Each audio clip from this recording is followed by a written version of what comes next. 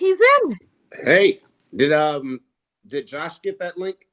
You know what? I just sent it to him as well. So we are live on the air right now. I just sent it to him as well. So that means that he should be coming in too. Okay, let me try and get this right. Looking sharp, counselor. Looking sharp. Long day. I bet there's a lot of long days. So right now there are about 145 people watching live. And so we're just going to wait for Josh to come in. And then we're going to get the questions started. Okay, how are you doing today? Tired already. What are you tired from? It was 4 p.m. out on the East Coast. I've been doing interviews all day for some of the sexual assault cases at mental health hospitals that I'm handling, where some of the teens in the adolescent ward have been getting raped by the staff and by other kids. Are you serious? Yeah.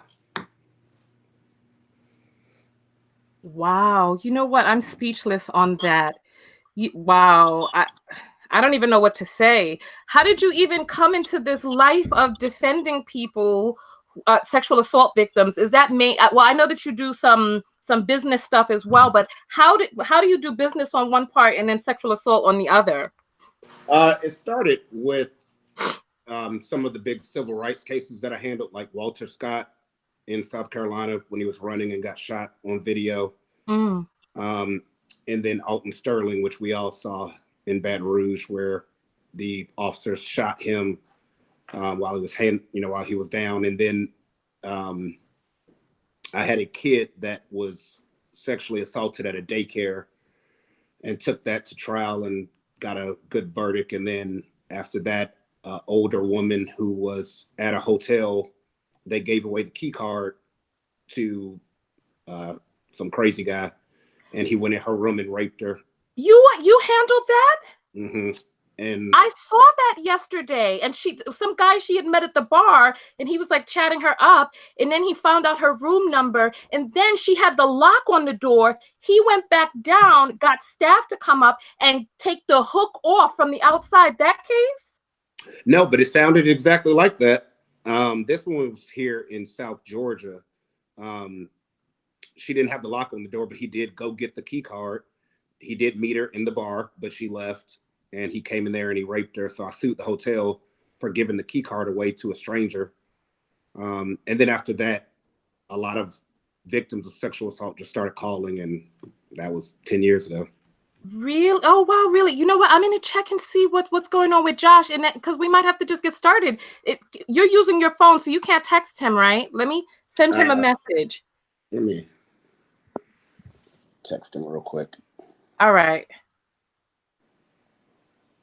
While you're doing that, I'm going to get my own camera set up. So hello, everybody. Welcome in. Right now, we are talking with Cstewart from Jasmine Eiland's. He is the person heading. So he's with Stewart Law Team, and he's the one heading the investigation. Well, the trial right now with Jasmine Eiland. So welcome in, everyone. Welcome in. Oh, look, there's Joshua. Hi, this is Jasmine. Hey, Jasmine, let me call you right back. Okay. Hey, what's going on? All right, everybody's looking so good over there. Let me get my camera set up on the tripod because I'm using my laptop to broadcast, because that's how Google does it for us. All right. All right, so here we go. So are you two ready to get into it? Yes, ma'am. Yep. All right, so perfect. All right, so there's so many questions. And I'm going to take a few questions from the audience as well. All right. So, you know what? First of all, how is Jasmine? She's good. She's hanging in there. Yeah, definitely just got off the phone with her. So she's stronger than what she was in the beginning, but it's going to take a lot of healing, and it's a long process, a lot of therapy to get her through it. But she's getting a little bit stronger. Okay. And so, I watched the hearing before the grand jury, but I didn't see you two there. What was going on? You mean no, that was just the preliminary hearings. They're taking it to the grand jury, I think, in the next upcoming weeks for the grand jury. That was just to see if he would get bond or anything like that. But, the biggest thing is that's the criminal portion, and that's up to the DA and their team. We handle the civil part and the community part.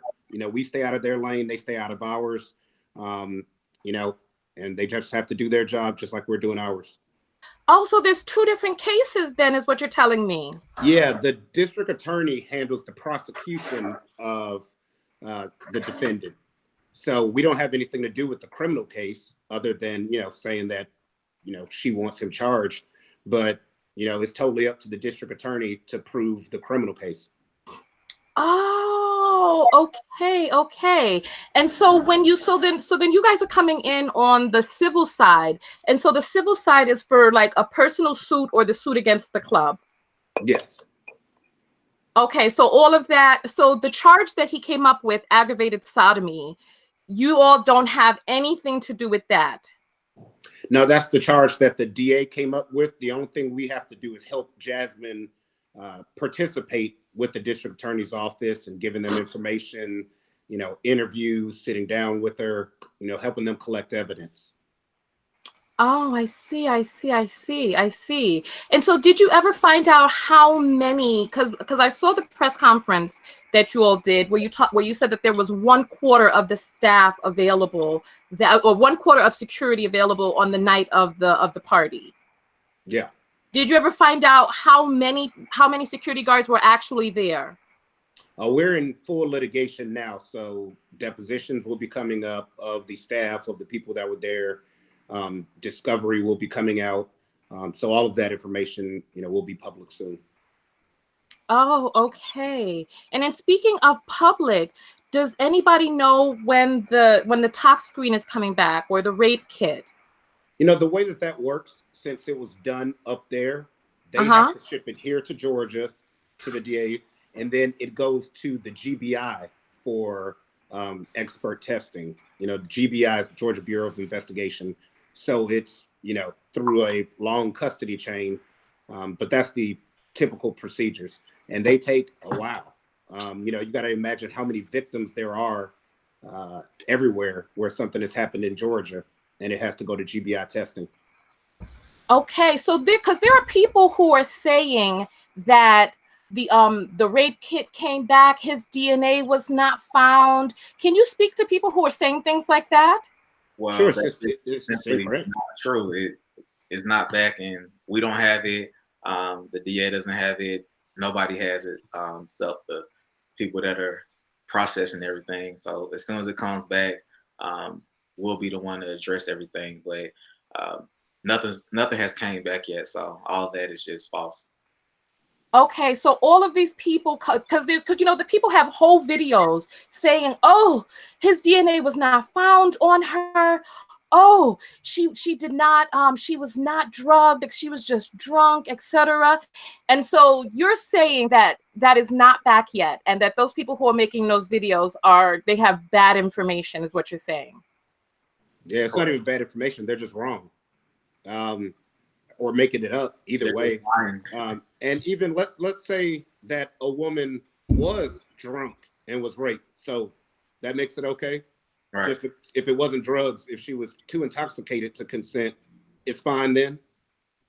So well, I know you saw the preliminary hearing, right? And Shaquelle, she is under the impression that Miss Eiland looked like she was enjoying it, so there is no probable cause. What do you say about that?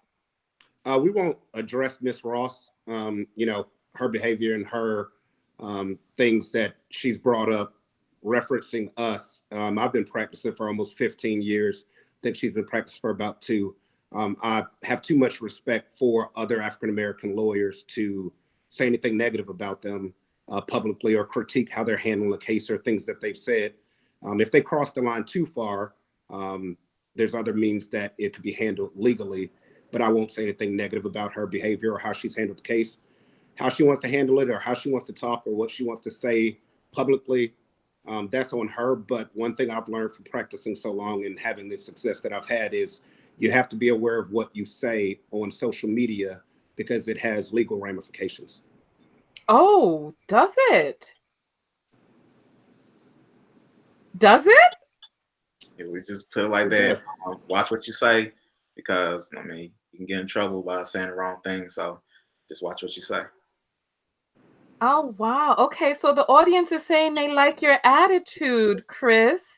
And there are other people who want you to speak to the rumors of people getting paid for testimony. What are your thoughts on that? Yeah, there's a lot of things that have happened in this situation that I've never seen in the over 3,000 cases that I've handled. That's disheartening. You know, especially handling a lot of civil rights cases where the African American community is behind me 100%, and I'm fighting against racists and, you know, hate groups and things like that. And we're unifying, supporting a young Black male who was killed. If we're out protesting in the streets with Black Lives Matter or whoever it is that's supporting us, it has been a little disheartening seeing that a woman didn't get this same type of support. She got the opposite of being attacked. And I get it. Look, I handle a lot of cases that are in the news. A lot of people will take these cases and just try and become famous on YouTube or popular online or on Instagram by making rumors, by making fake information. I get it. That's cool. You know, they're trying to get theirs. But there's a real person, you know, that's being affected. Oh, wow. You know what? Thank you for saying that. Thank you for saying that. So, you know, you bring up the racist, and you bring up 2 points that I want to jump into. Do you want to talk about the gender part first or the race part first? Oh, it's your world. All right. So you know what? Let's talk about the gender, and then we'll circle back around to the race aspect of it. So you're saying that it's sad that a woman did not get the support that you've seen other Black men who have been victimized, or other Black people, young or old, get the same type of support publicly. And you know, I was on this story from the night that it broke, and I've been vlogging about it, and even my comment section is very, very toxic, with a lot of people even coming out attacking me, feeling that I should shut up, be quiet, sit down, close my mouth, etc. And people who are of the impression that Jasmine did something to bring this on herself. Let's talk about the social part of this and how we treat rape. Let's bring it to the forefront. Yeah, I mean, look, it's something that is a touchy subject because it's something that, of course, men don't want to acknowledge, and that, you know, it's easy to find something to try and say a woman invited it to happen. Her dress was too short. Her outfit was too revealing. She, you know, was dancing with the man first, whatever it may be, until she says yes, or let's do it, you know, then it's not consent. You Right. know, I mean, you know, Like, there's just not an excuse. if I saw the victim shamers, it doesn't matter if a woman is walking around butt naked. If she says, no, stop, don't do this to me, that you probably shouldn't do it, because you'll get arrested. When she says, no, stop, don't do this, there's no excuse to keep doing it. It doesn't matter what she was wearing. It doesn't matter if she was walking around naked. If she says, no, she doesn't want to do it, there's no excuse. Well, you know what? I'm going to take it a little step further than that, because there are some states that state that a person does have to say no, but then there are other states that state the absence of a yes, the absence of a no doesn't equal a yes, so that she doesn't even have to say no if she's not able to consent. Because if there's a person who's passed out and she's not able to say no. That's true. That's true. Like, yeah.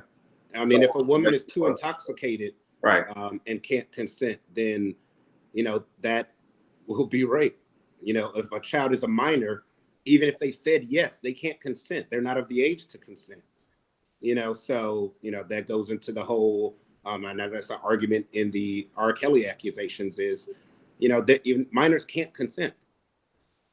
So, you know, it's, look, And in man, this situation, even if she didn't say, no, stop, please don't do this to me, help, she was still too intoxicated to give consent. So absent all of that, it still would be the same situation. Okay. And then so let's circle back to the race aspect of it. Did you get a chance to hear Mr. Williams' rogue interview from jail? yes. Okay. And he said, we're trying to take a black man down. They're trying to, what are your thoughts about that? With you two being black men? I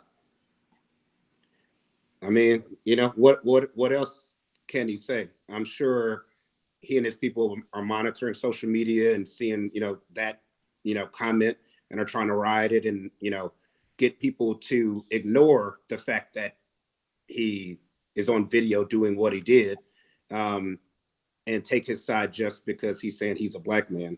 It's taken us, what, 20 years now for them finally to bring charges again against R. Kelly. And he's a black man, and I don't see too many people riding for him right now. So, you know, I feel you.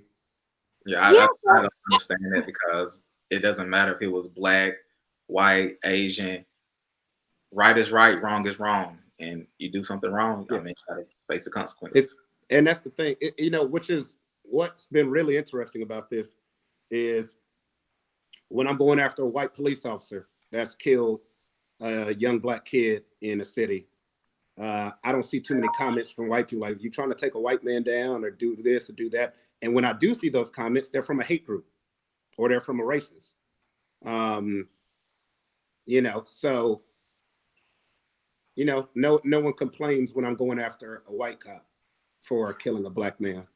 Right. But then, you know, so then this circles right back around to the gender aspect of it. Why do you think there's such a huge disconnect in the black community with, okay, so we'll rally behind you when there's a black man who's been victimized. But now that there's this black woman who is seen on, we've seen the video. We've seen her slumped over catatonic, and we've seen this man carry her off into some other area. We've seen her saying no, stop, etc. But there's still this disconnect. Why? It still baffles me to this day with my sexual assault victims of, you know, how people just won't believe them, even when there's literal proof, even when there is, I mean, DNA test of his semen in her, and they're still saying, no, he didn't rape her, X, Y, and Z. You know, it's one of those things of, I don't know. I don't know what the problem is or what the issue is. I mean, you know, it's on video with her screaming no and don't do that. It's one of the things of what more do you want? I know all the dudes that I'm cool with and grew up with, and most black dudes I know, if a girl is drunk or out of her mind like that, or you just leave her alone. You don't even know her. You just met her. Right. It's not like you came there with her, or that's your homegirl. Walk away. It ain't worth it. Like, it ain't even that serious. Like, he didn't have to keep holding her up or dancing or whatever. Like, just dip. Right. Just leave. It ain't that serious. And if so you look at it, he enjoyed that she was, right, you know, not in control. And if you look at it, majority of the people, they are in support of Jasmine because the video evidence is right there. And a lot of this hate and the naysayers looking at it is from a lot of fake pages. So real people, they have real lives and have real morals and real values. Those are the ones that are in support of Jasmine. And the ones that are saying all this stuff, you look at them, it's fake pages. Okay, so all right. So what I'm hearing you say is that the vast number, because there are a lot of people, because you know I have videos up. I have an entire playlist of Jasmine Eiland videos, and there are a lot of people who have come out even attacking me. So what you're saying is that that those people are most likely creating multiple accounts and just going around trolling, that the vast majority of people are actually in support. Is that what you're saying? or they're going off of the information which isn't right. Like the rape kit came back already and it was negative. That's just not correct.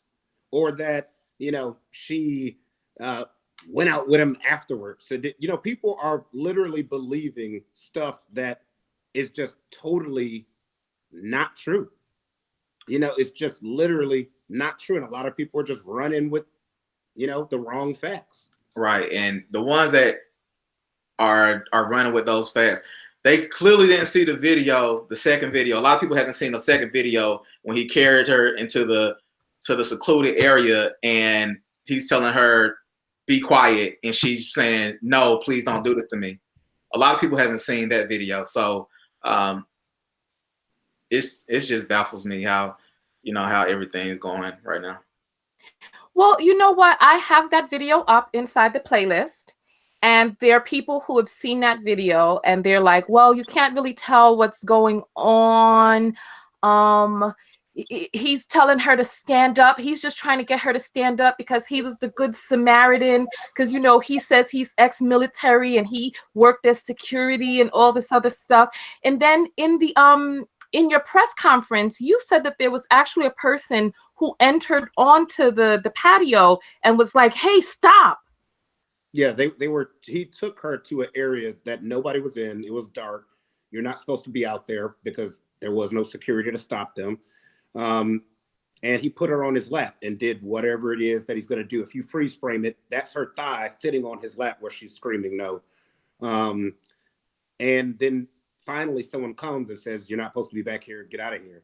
I just don't understand why it was that serious to keep needing to hang out with her or be around her when you just met her in there, you don't know her, and yet you feel the need to carry her off into some area. What he said in his original interview that he did for one of the blog sites was that he carried her to her seat. That is not where she was sitting. That wasn't a seating area. He carried her outside to a totally different area. He also said in that first interview, which he probably did before he got a lawyer, or maybe he had a lawyer, but he shouldn't have made those statements, is that his hands never went below her waist. Well, we know that's not true. So, you know, it just is what it is. And I'm not going to try and break down and argue every single fact on social media. You know, a lot of people will comment or say something to me and ask a question, and I won't really respond because, you know, my battles are in the courtroom. I don't have to prove anything to anybody other than a jury of 12. And I'm going to keep fighting for Black people no matter what, you know, whether it's a cop case or a woman getting raped. So that's like when racists tell me shut the fuck up and stop talking, stop fighting for that family when it's a police shooting. Well, that ain't gonna work to shut me up. So, you know, we're gonna do our job in this too. Yeah, I feel you on that. I do. Can we talk about the particulars of what occurred that evening? Because I have some questions that I'm curious about. Yeah, it depends on which one. You know, we're in full litigation, so yeah, as this will be watched by the defense team 100 million times. Okay. So you said that there are people who are believing that she went out with him afterwards. And I've also heard rumors like that too, but then I've also seen that debunked. However, in the nightclub, the timeline is stated that she was turning up, having a good time. Then she became dilapidated, right? He carried her off to a separate area. The police officer who testified at the thing said they walked back out of the patio area together. And then after that was the concert. And then that's when her friend came around that time. And then after that, she got on stage. After she got off of the stage, she came back and hung out with Mr. Williams. Is that how it went? No. You know, the videos speak for themselves. You know, we're not going to break down every single thing, but the videos speak for themselves. The video of her friend saying that Jasmine kept saying that he raped me. That video speaks for itself. It's out there. For all the people that said she didn't say anything that night, just watch the video of her friend. And that's J-Bug video he's talking about. Yeah. Go back and watch J-Bug video. So, you know, the it's right there for people to see and put it together. It's just, what do you want to decide that you believe? Do you believe a woman screaming and saying that someone's doing something to me and no? Or do you want to believe, you know, things that you want to make up? Did she enter the dance contest after the alleged assault? After which assault? Well, okay. All right. So that is a good question. After which, because there were two. Look, there were two assaults in this situation, but like I said, the video speak for themselves. One thing that, you know, I try and teach younger lawyers is, when you start trying to argue the case and break down every fact in every single interview, instead of doing it in a courtroom and against defense counsel, you will make an error. You will say something, then you'll try and change it later in another interview, which will be saved and used against you in court, or you'll harm your client. So it's best to just stick to what you plan to talk about, and not open yourself up to things that can harm your client. Okay, I got you on that. I know you said this before, but for the people who don't know, how was she able to hold up her phone? She had a phone hook. You know, they sell it like a hook on the back of your hand that is actually attached to the phone, where you could even hold it like this and the phone won't fall off. So it was attached to her hand. Okay. And so that's how she was able to walk and not be in full control of her faculties and be able to have the phone connected to this ring. Yes. All right.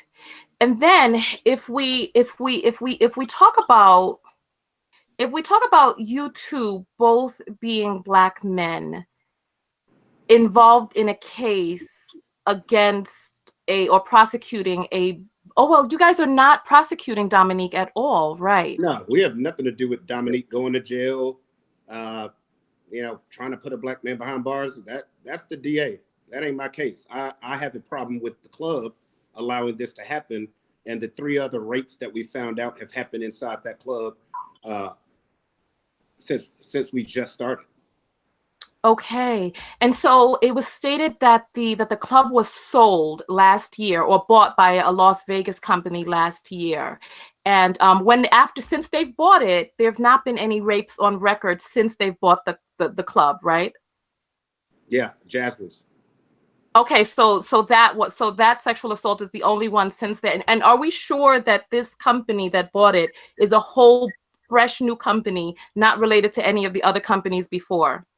Well, that's the catch. You know, when a company buys another company, they have to do something called a due diligence check, which is where you look at the crime that's happened at the place that you're about to spend millions and millions and millions of dollars to buy. You look at the crime that's happened inside your club. You look at the staff. If there's any issues where they've allowed something to happen, you look at everything. You would be well aware that 3 rapes have happened inside your club, and that there was an alleged sex club upstairs in the VIP bathroom that led to a minor, underage girl getting raped in the bathroom, and you would make changes to security. Hold on. This is new information. The person who was allegedly assaulted in the bathroom upstairs was a minor? Yes, she never should have been in the club. She was not 21. Oh, gracious. Oh, goodness. Okay. And so you said that there was this, and so how did you hear about this quote unquote sex club? How did you find out about this? Because the person who was arrested for that was known and had nothing to hide about him filming on Facebook Live having sex with women in the upstairs VIP bathroom. And people will watch it. A lot of people watched it on Facebook Live. And he was arrested because one of the women said that he raped her. So we heard about that case. I was shocked to hear about this situation that was happening, and what he was doing was tipping the security guard that was working that area, and the guard would just look the other way. What in the world? Okay. Oh my goodness. I'm sorry, this is just so stunning. Okay, so what I'm hearing is that there was this alleged sex ring that was operating on the second floor of Club Opera, where the rapes had taken place in the past. When the new owners came in from Las Vegas and bought it, they had to have been made aware of this history of sexual problems and violence in this club, correct? Well, all the assaults weren't just happening in the bathroom. We talked to a young lady this week who was sexually assaulted on a sofa, sitting in the sofa on the regular floor. She was being sexually assaulted because she passed out and was unconscious. And when she awoke and when her friend came running over, she was in the midst of being sexually assaulted in the middle of the club. So it's not all just in the bathroom. Okay. So what it is, you become aware of issues and you don't decrease security. You especially don't decrease security if you know you're having a concert. All right. And then one of the things that I thought was really shocking during that news report where they broke the story about this rape ring, right, is that when they talked with APD, that APD said that they don't think that this is a problem in clubs in Georgia. What are your thoughts on that? Well, it could be a problem with a club anywhere. It's just who's looking into it. If Jasmine wouldn't have happened to have her Facebook Live on, she probably never would have said anything, or people wouldn't have known, and she would have just lived with the humiliation and the memory of this forever, like a lot of women do when this occurs. Okay. And so the bulk of these sexual assaults that occurred happened with women who were incapacitated. Yes. All right. So in some sort of way, they had their faculties diminished. And so thus they, one, were not able to consent, and two, were not able to fight off their attackers. Yeah, I mean, sexual predators look for the weakest prey. And normally that is a woman that's too intoxicated or a date rape drug, which will make them become too intoxicated. Um, or a woman that's alone by herself and, then you can physically overpower her. But, that's, who is typically targeted.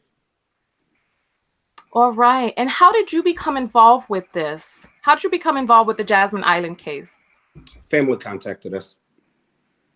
Pretty Oh, much if there's a sexual assault case that people are talking about anywhere, you start looking up online or you start asking who handles these, and that's not going to mess around. and I've taken on companies, corporations, entertainers, stars, whoever it is, when something like this has happened. So it just is what it is. I don't care if you're black, white. I've sued white people for sexual assault. I don't care who the person is. It's just it.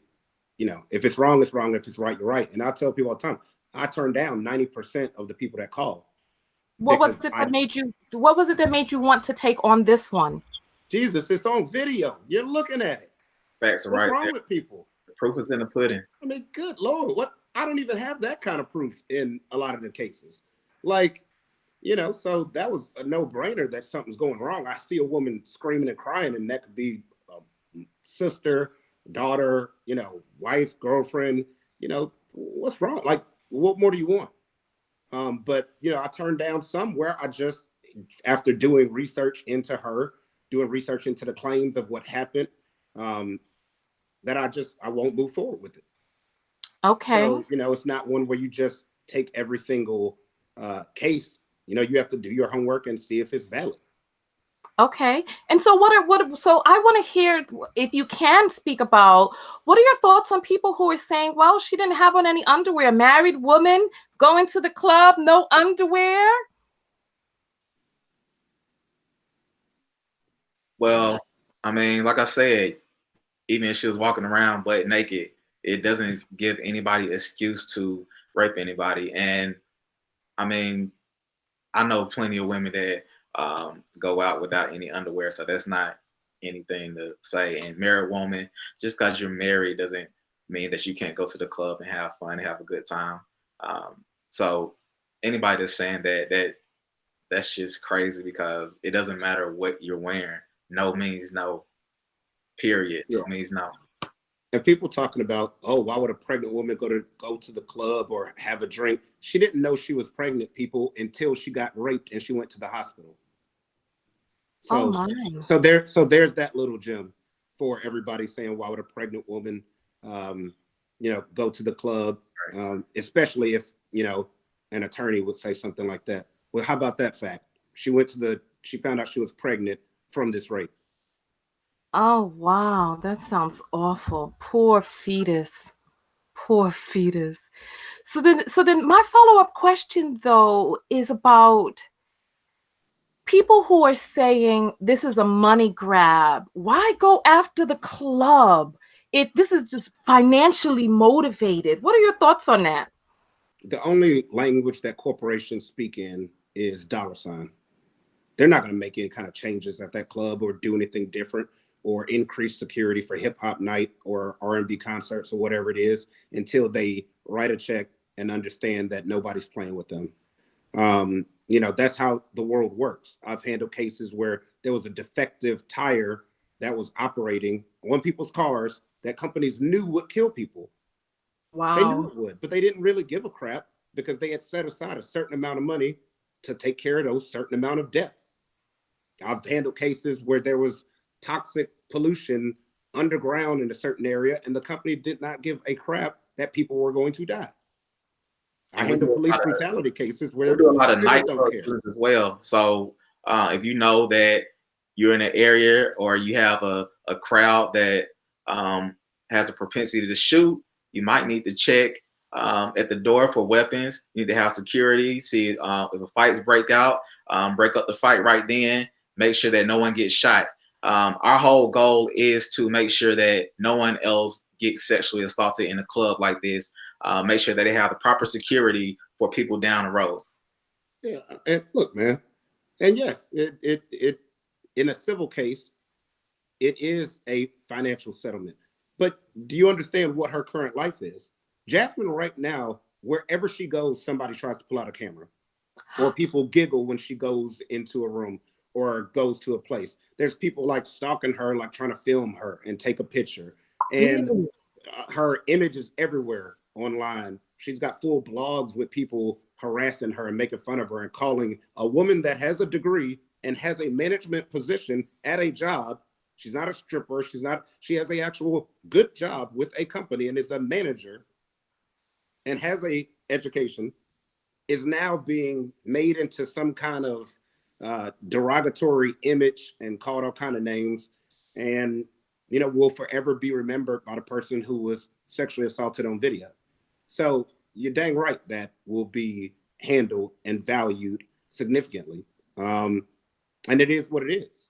And it's more than physical. It's emotional. It's psychological. It's mental. She'll never be the same. She's gonna have to go through years of therapy. This pushed her to almost ending her life. And this is, her family is being affected by it. Her kids are being affected. This is a lot bigger than, just that act. This is gonna go on with her for the rest of her life.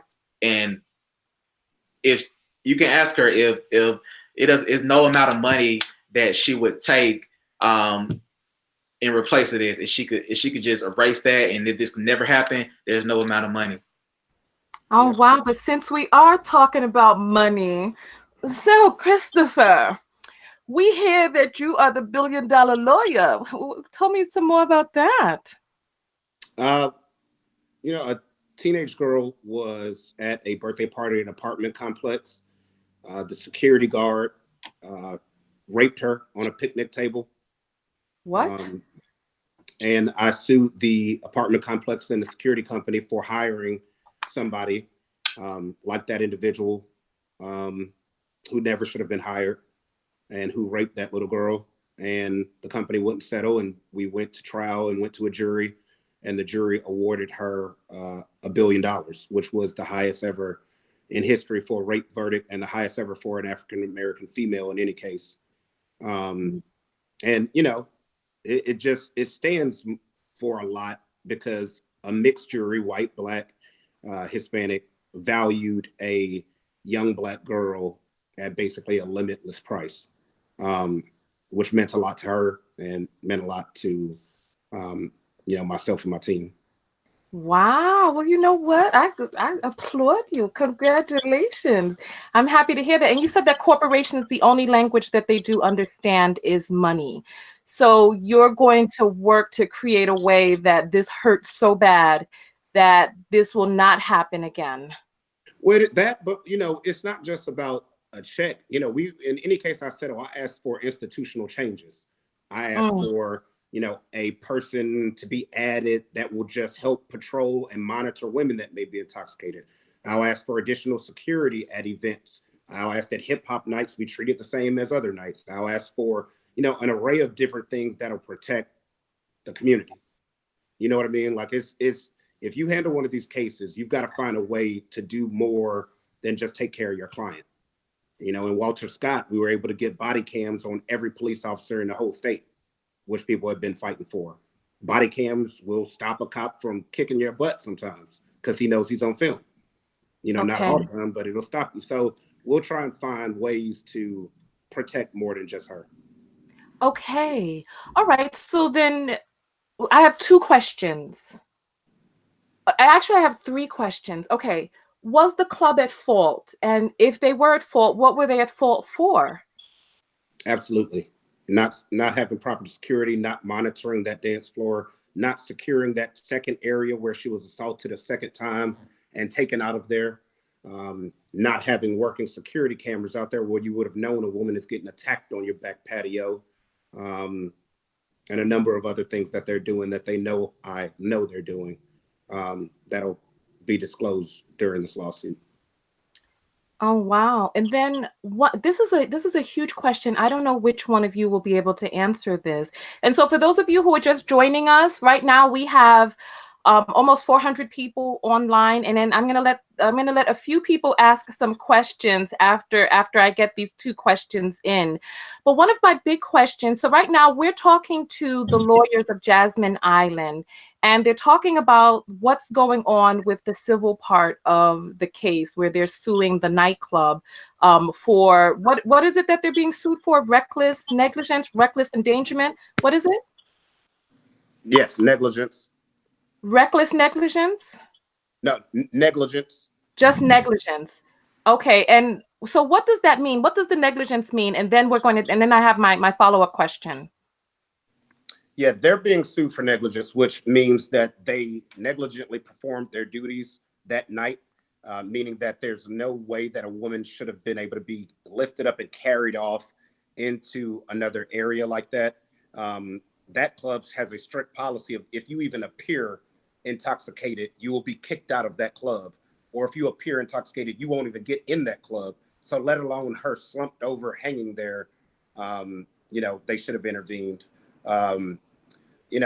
Reckless indifference is punitive damages, where we're saying that they were so reckless with not having enough security guards and knowing different things like this happen in their facility, especially since it's now coming to light that it's happened multiple times and people have been arrested on the dance floor after raping somebody.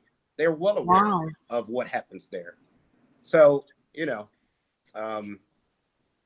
there it just never should have happened. Is there a responsibility that comes along with having a liquor license that this club just did not perform? Yeah, there's a responsibility to run your establishment properly and make sure that when you have a headline artist that security is handled effectively. And that just didn't happen. Bottom line, on that night, security should have been increased. Instead, it was decreased. Okay, so what changes are you going to push for? And then, so listen, to those of you who are inside the room, thumbs up the video and get your questions ready. I'm going to take 3 questions from you all, so make them good questions. And so what are you all pushing for? Changes at the club, making sure that there is somebody that monitors the dance floor. That doesn't mean you have to break somebody up if they're dancing with somebody, as I've saw one comment say. No, it means if you're slumped over, hanging there, visibly looking like you have passed out, that yes, you do intervene and ask, are you okay? And what's going on? That you don't let a woman, a tiny woman or any woman, be carried off into a secluded area. I mean, you know, just because you go to the club doesn't mean it's the Wild Wild West. You know, you have to do your job. You know, this isn't caveman days where you hit a woman over the head and drag her off. You know, You know, it's just ridiculous. I mean, you know, it just doesn't happen. You know, it shouldn't happen. You know, it's not that serious. Like, dude, there is somebody that will sleep with you or that will go home with you in that club. It ain't that serious to try and take it from a woman. okay. All right. And then question, what community efforts are going to be performed or are underway for victims, for Jasmine, for whomever? A number of the women's rights groups are in the process of planning protests at the club to make those changes happen, and for the club to speak out and accept responsibility, um, and stop attacking Jasmine. Okay. And Josh, are you aware of what else is being put in play in Atlanta or around the world? What movements are starting up? Well, we have a couple of groups out there. They're protesting Opera Nightclub. There's a couple Facebook groups out there in support of Jasmine. Worldwide, we're still looking for a little bit more support for her. But right now, it's just a couple of protests, Facebook groups, and I just want to thank everyone that's out there that is supporting her and fighting for the right side. Okay, so what can people do? You said you're looking for more support. What can people do to provide more support in an instance like this for Jasmine, especially, or whomever? What can people do? Speak up. You know, the biggest thing is it's not that the people that are trolling outnumber the people that are supporting her. It's just that they're more vocal. So speak up that you support her. There's a number of celebrities that I've talked to privately that support her, but just haven't said it publicly. And my thing is speak up. I feel you. You could believe that this was wrong, it shouldn't have happened, but speak up. You know, the more you speak up, the more the person, the predator that's out there that may do something like this starts to see the backlash from me trying to do this is just too serious. So maybe I'll just chill. Right. We So just speak up. want everyone that a predator that will potentially do this, no, is not right. Don't drug anybody. No means no. If somebody appears too intoxicated to consent, don't try to have sex with them. I mean, simple things, but um, to some people it's complicated. Some people, no, no might mean yes to them. No, no means no, and you need to understand that. Okay, so speak up. So you're talking about people who are witnesses, people who are victims, speak up. And speaking up will provide support for Jasmine and other victims? Yeah, victims and supporters. You know, if you support her, you don't know just how much it means where she may see a positive comment supporting her that could brighten her whole day rather than for tearing her down. Okay, I You got know, you. me and Josh can handle it. I don't care about comments or negative stuff. I deal with that with Right. civil rights cases. If I was offended by people saying that we're just after the money or this or that or judging us, then I couldn't fight for African Americans in civil rights cases because the hell I go through handling a police case is nowhere near um, explainable. So Okay. you know, it's all good. I don't mind the criticism because I'm gonna fight for our people no matter what. I don't care what kind of case it is, cop case or rape case. You know, God gave me the ability to do this for a reason, and I'm just gonna do what I have to do to make sure that we're all right. Okay, so there are a number of questions that are scrolling in. There are about 400 people watching live right now, so make sure you like the video, share the video, and tell people about the video and show your support for Jasmine. The number one question that's coming in right now is, how is Jasmine now? Is she receiving support? Is she getting counseling? Yes, Jasmine is in therapy, and she's getting a lot of support. You know, like I said, the support she's getting, a lot of people just don't see it, but you know, she's getting a lot of love and support now. Now that a lot of the facts have been cleared up, now that a lot of people saw that second video, which is, you know, indisputable. And because of the behavior by the assailant and his team, I think it had a reverse effect on the support that he allegedly had. I didn't hear that last part. Say it again.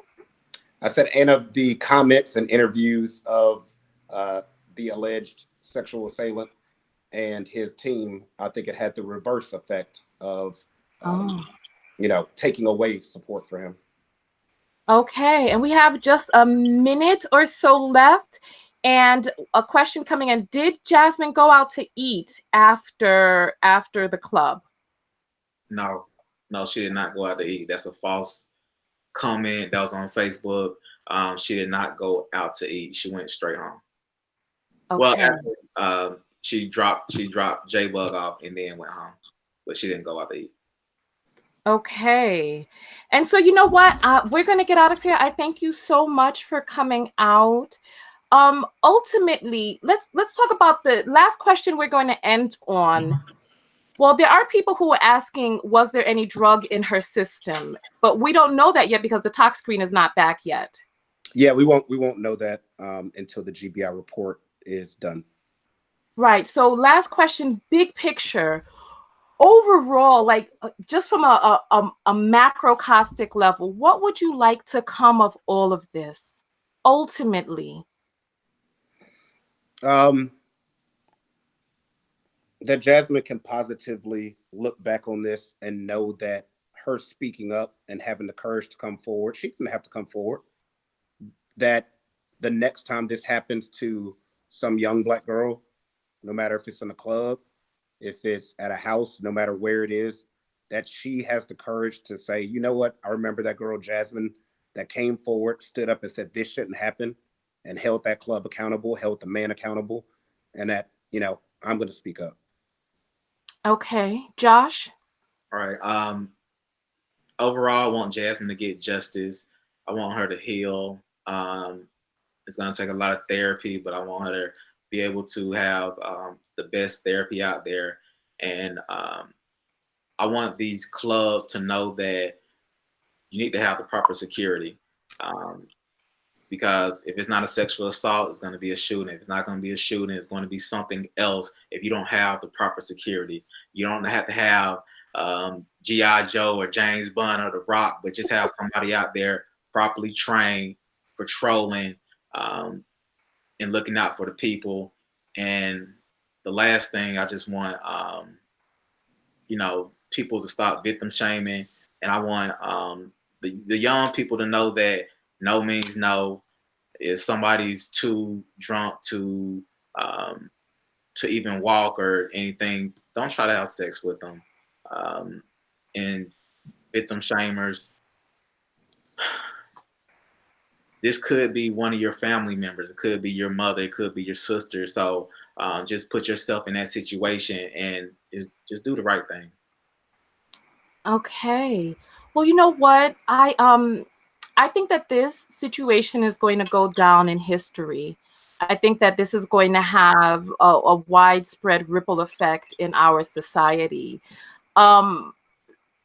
Ultimately, after we sue the club and the club makes these changes, society-wide, like if we go big to society, how will something like this, getting a win on something like this, how will this change our society? Corporations will put their money where it's supposed to be and protecting their patrons and making sure if they're going to hit you for $50 to get in their club, that you have a $50 experience and not a $10 experience. So, you know, the whole thing is that how much money can a corporation make? And it's very easy to take advantage of the African-American community at a lot of the clubs in this country by charging us outrageous prices to get in, but we don't get the exact same service. And that ain't going to happen on our watch. Okay, so you do think that there was a component in there that had something to do with her being an African-American woman? We shall see. Okay, well, listen, knockouts. On that note, listen, thank you so much. If you are just joining us here, we're getting ready to pull out of here. Tell people how they can find you. Should they hit you up for anything? How do they get in touch? How do they know when a corporation is being negligent? Because I think that people just don't know that the club is at fault for why. Yes. Go ahead. That's one of the biggest things that is hidden from African American community is there are levels of service that are required, not expected, that are required. If you live in an apartment complex, I don't care if it's in the hood or if it's in the neighborhood where I grew up in, that isn't the best in the world. You have a level of security that is required to be upheld in your apartment complex. People can't just be shooting and you get shot or your mom gets shot. That apartment complex can be held accountable. Just because they decide not to provide good security at our apartments in the inner city or wherever it may be, that doesn't mean you walk away. No, you hold that apartment accountable to hire guards. But we don't know that. And they just keep hiding the money and putting it in their pockets and not in our communities. So you need to hold people accountable when something happens.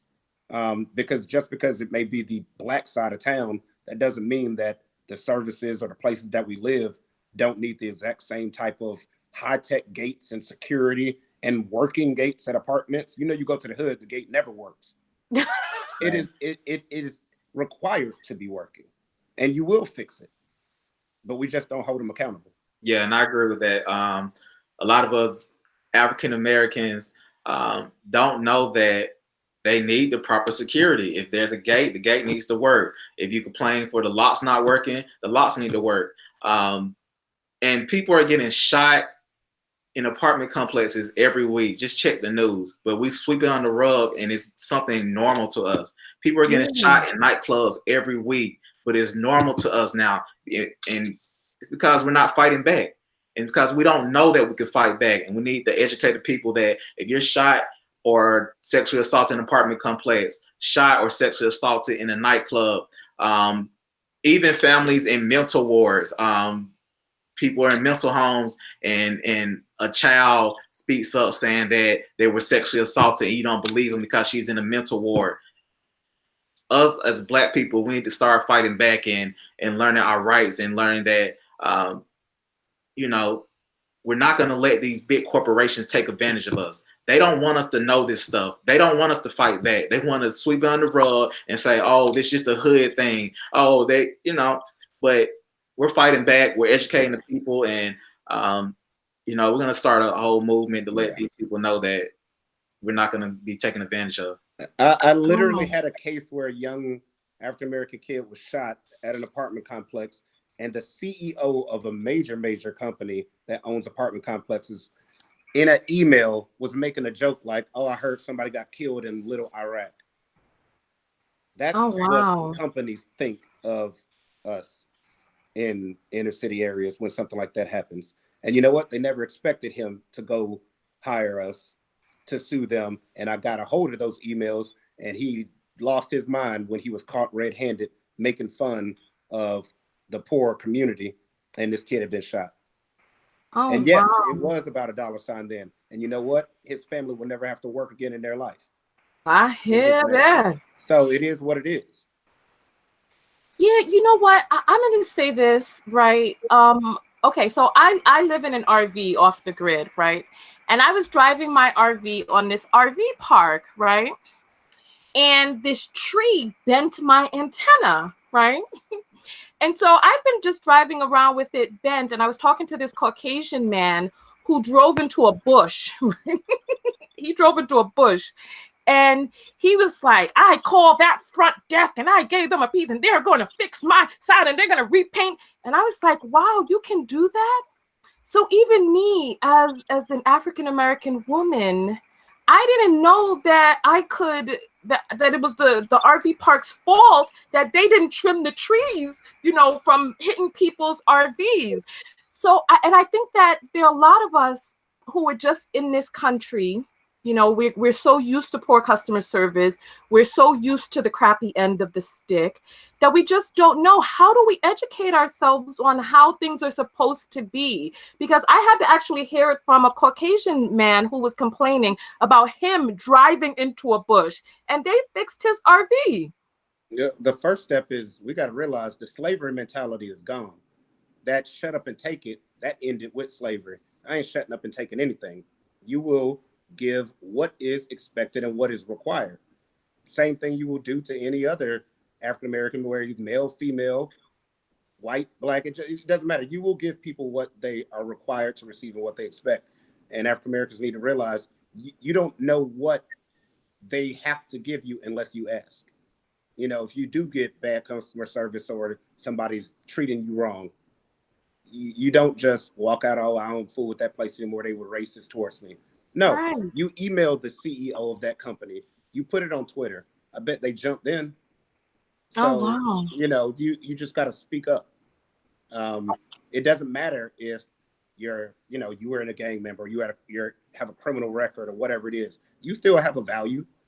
You know, that doesn't mean that you're worthless and, you know, you wouldn't have a case or it doesn't matter.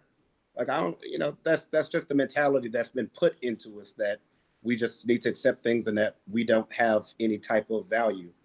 And obviously that's been proven wrong.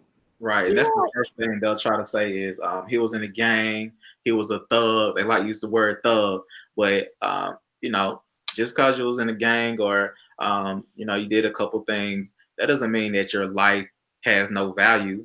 They still need to put a value on your life, and they still need to provide the proper security. They need to provide the proper elements that they will provide to someone that they feel are higher class. You got to treat everyone equal.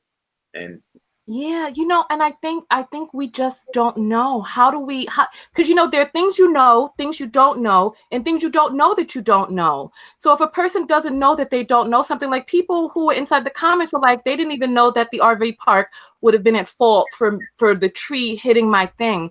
So how do we know what it is that we don't know that we don't know?